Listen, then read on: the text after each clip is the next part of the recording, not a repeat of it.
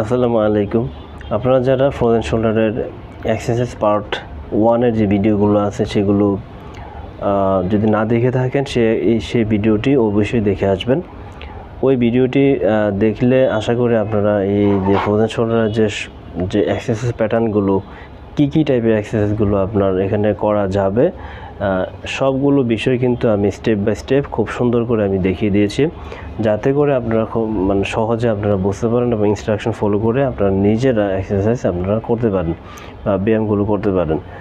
এখানে একটা কথা বলে রাখি যে ফ্রোজেন শোল্ডার কেসে যদি আপনি মেডিসিন ব্যবস্থাপত্রের প্রতি যদি নির্ভর করে বসে থাকেন, সেটা হবে আপনার জন্য আপনার ব্যথা কমে যাবে, ঠিক আছে, কিন্তু হাত বা আপনার কাঁধ যে শক্ত হয়ে গেছে সেই শক্ত বা যে আপনার ফাংশন করতে অসুবিধা হচ্ছে বা হাতের যে মুভমেন্টগুলো করতে অসুবিধা হচ্ছে, আপনার যেটা স্বাভাবিক আপনার কর্মক্ষম যে জীবনটা সেটাকে একদম স্থির করে রেখে দিয়েছে এবং প্রচণ্ড রাতে আপনি ব্যথা অনুভব করতেছেন, অর্থাৎ আপনার জীবনটাকে দুর্বিষহ করে দিয়েছে, সেটার থেকে মুক্তি পেতে হলে অবশ্যই আপনাকে এই মেডিসিন চিকিৎসার সাথে দ্রুত ফিজিওথেরাপি চিকিৎসকের নিকট থেকে চিকিৎসা আপনাকে নিতেই হবে এবং নিজে সঠিক প্যাটার্নে এই ব্যায়ামগুলো করতে হবে এবং নির্দিষ্ট মাত্রায় আপনার স্টেপ বাই স্টেপ।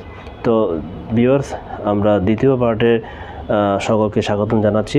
এখন আমরা দ্বিতীয় পার্টের যে বাকি যে এক্সারসাইজগুলো আছে সেই এক্সারসাইজগুলো আমরা এই ভিডিওটিতে দেখাতে চলেছি আপনাদেরকে।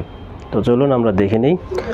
প্রথমে ওয়ালের সাইড দিয়ে হাতের আঙুলটাকে সোজা উপরের দিকে ওঠাবেন, আবার নিচের দিকে নামাবেন। দেখেন ভিডিওটিতে দেখানো হচ্ছে, অর্থাৎ আঙুল দিয়ে হাতটাকে সাইড ওয়েতে আপনি উপরের দিকে উঠাবেন, তারপরে সোজা হবেন, ওয়ালের দিকে যাবেন, ওয়ালের দিকে যেয়ে দেন আপনি আপনার হাতটাকে যে আঙুলটাকে আস্তে আস্তে নাড়িয়ে উপরের দিকে উঠাবেন।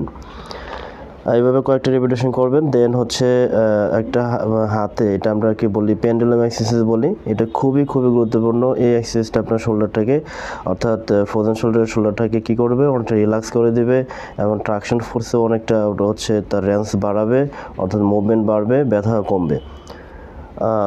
দেন হচ্ছে একটা স্টিক নেবেন, আমরা এটার উদ্দেশ্য হচ্ছে হাতটাকে বাইরের দিকে নিয়ে যাওয়া, অর্থাৎ এক্সটার্নাল রোটেশন করা, অর্থাৎ যাতে করে এক্সটার্নাল রোটেশন করে এখানে আপনার স্ট্রেচিং করে ধরে রাখবেন বাইরের দিকে নিয়ে, অর্থাৎ 15 থেকে 20 সেকেন্ড ধরে রাখবেন, ঠিক আছে। এইভাবে কয়েকটা রিপিটেশন দেবেন, অর্থাৎ 5 থেকে 6 রিপিটেশন দিবেন, অর্থাৎ আপনাদের সেখানে একটু ব্যথা হবে।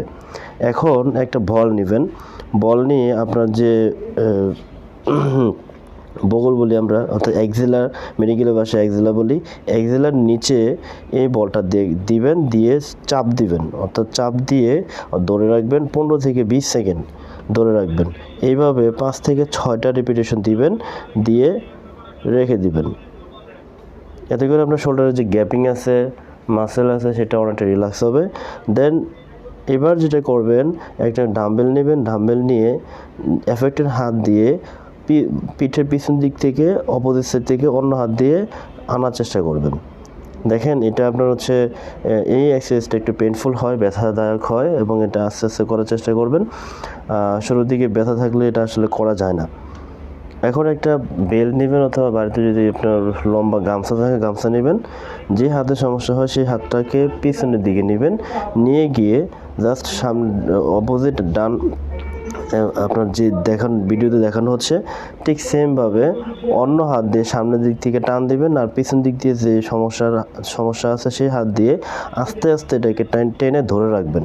তাতে করে, অর্থাৎ টেনে ধরে রাখবেন 30 সেকেন্ড আপনার পেইন টলারেন্স, অর্থাৎ ব্যথার সহ কতটুকু পরিমাণ ধরে রাখতে পারছেন তার উপর বেস করে আপনি, সেটা হতে পারে 15 সেকেন্ড থেকে 20 সেকেন্ড ধরে আপনি এক্সারসাইজটি করবেন দিনের মধ্যে কয়েকবেলা। এখন যা করবেন সেটা হচ্ছে দুইটা হাত ওয়ালে রাখবেন, ওয়ালে রেখে ওয়ালে চাপ দিয়ে ধরে রাখবেন, আর আপনার বডিটাকে সামনের দিক দিয়ে প্রেস করে 20 সেকেন্ড ধরে রাখবেন। এই পুলি এক্সারসাইজটা হচ্ছে খুবই গুরুত্বপূর্ণ এক্সারসাইজ। এই এক্সারসাইজটা আমরা এইভাবে করব যাতে করে, অর্থাৎ আমাদের এখানে পুলি এক্সারসাইজ করার টার্গেট আছে, সেটা হচ্ছে এক্সটার্নাল রোটেশন যেন ঠিক থাকে, তার ইন্টারনাল মাসেল যেন অ্যাক্টিভেশন হয় এবং হচ্ছে মাসেল যেন স্ট্রেচিং পজিশনে যায় এবং শোল্ডারের যে মোবিলিটি যেন বাড়ে, সেই টার্গেট করা। এখন আমরা পোস্টেরিয়র যে ক্যাপসুল আছে সেটাকে আমরা স্ট্রেচিং দিব। এই এক্সারসাইজটা করার জন্য এফেক্টেড হাতটাকে, যে হাতের সমস্যা সেটাকে একটু ক্রস করে অন্য হাত দিয়ে কোনোর নিচে দিয়ে প্রেস করব, অর্থাৎ বালো হাতের দিকে। দেখেন এইভাবে 30 সেকেন্ড হোল্ড করে রাখবেন। ব্যথা বেশি লাগলে সেটাকে আপনি একটু টাইম কমিয়ে দিবেন। এখন এটাও একটি ক্যাপসুলার এক্সারসাইজ, ক্যাপসুলার স্ট্রেচিং বলি। হাত ফিঙ্গারিং করে দেন মাথার উপর দিয়ে পিছন দিক দিয়ে নিয়ে টান দিয়ে ধরে রাখবেন। ভিডিওতে দেখেন, ধরে রাখবেন প্রায় 15 থেকে 20 সেকেন্ড। দ্বিতীয় পার্টে আপনাদেরকে আমি যে গুরুত্বপূর্ণ এক্সারসাইজগুলো আছে বা ব্যায়ামগুলো আছে সেগুলো দেখানোর চেষ্টা করেছি। আপনারা চেষ্টা করবেন এই নিয়ম মাফিক এই ব্যায়ামগুলো করার জন্য, এবং সবগুলো এক্সারসাইজ একসাথে করার দরকার একবারে করতে যাবেন না। সেক্ষেত্রে আপনারা চিকিৎসকের সাথে কথা বলে, অর্থাৎ আপনারা যখন আমাদের নিকটে চিকিৎসা নিতে আসেন সেক্ষেত্রে আমাদেরকে নিকট থেকে রিকমেন্ডেশন নেবেন, নিয়ে দেন হচ্ছে আপনারা স্টেজ বাই স্টেজ এক্সারসাইজগুলো বাসায় করবেন। কখনোই একটা জিনিস মনে রাখবেন যে একটা রোগ বা সমস্যার সমাধানের জন্য একজন চিকিৎসক যতটুকু চেষ্টা করে থাকেন, সে তার সাথে রোগীর নিজেকে বা আপনাকে নিজে থেকে সেই চেষ্টাটা এক হাত বাড়িয়ে দিতে হবে। তাহলে দেখবেন যে উভয়ের প্রচেষ্টার মাধ্যমে কিন্তু আপনার সমস্যা দ্রুত সময়ের মধ্যে সমাধান হয়ে যাবে। এক্ষেত্রে অনেক সময় অনেক রোগীরা আমাদের কাছে আসেন, আমরা যে রিকমেন্ডেশনগুলো দিয়ে দেই সেক্ষেত্রে এখানে গুরুত্ব দিতে চায় না যে আমরা এত কিছু করে আসলাম, এখানে আবার এই সামান্য কিছু এক্সারসাইজ করলে কি পেন কমে যাবে বা আমার সমস্যাটা সমাধান হয়ে যাবে, আমার এনিহাও যেমনি হোক আমার ব্যথাটা কমান। কিন্তু আপনি কি সেটা জানেন যে আপনার এই ধরনের স্টেজগুলো এভিডেন্স বেসড এবং রিসার্চ বেসড, এবং সেটা স্টাডি করেই কিন্তু এই বিষয়গুলো নির্ধারণ করা হয়েছে, যে যার মাধ্যমে আপনি এই নিজের চেষ্টার দ্বারা আপনার সমস্যাটা সমাধান আপনি করে নিতে পারেন। আল্লাহ আপনার সমস্যাটাকে সমাধান করে দিতে পারেন। এক্ষেত্রে আপনি যদি চিকিৎসক না দিয়ে যদি নিজে করতে চান সেক্ষেত্রে কিন্তু আপনি আপনার বিপদে পড়ার সম্ভাবনাই বেশি। তো আমি এটুকু চাই যে আপনার স্বাস্থ্য সমস্যা যে কোনো সমস্যা হোক না কেন, এই ধরনের সমস্যা হোক না কেন, যেন দ্রুত সময়ের ভিতরে সঠিক সময়ে সঠিক চিকিৎসকের মাধ্যমে সঠিক চিকিৎসা গ্রহণ করুন, এবং আপনার যে ব্যথা আছে, আপনার যে ফাংশনাল ডিসঅর্ডার আছে, আপনার যে মুভমেন্ট রেস্ট্রিকশন আছে, সেগুলো থেকে স্থায়ী সুস্থতা এবং স্থায়ী সমাধানে যান।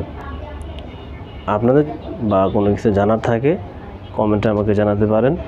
ধন্যবাদ, ভালো থাকবেন।